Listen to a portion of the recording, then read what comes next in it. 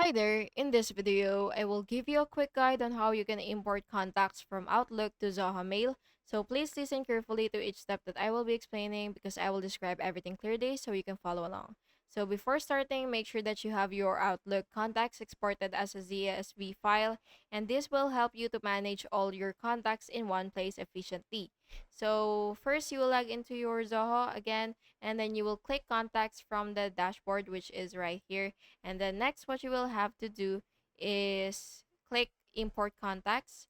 And then after that, you will select CSV file and then upload the exported Outlook CSV file. And then after that, what you will have to do is after you've uploaded your CSV file is basically you will just have to map the fields correctly, like the name, the email, the phone, and then finally you will just have to click import and wait for the confirmation and check that all contacts are imported correctly. And that's basically just it. Thank you so much for watching this video, and I really hope it was helpful for you. And if it was, please make sure to like and subscribe for more videos like this. Thank you and have a good day.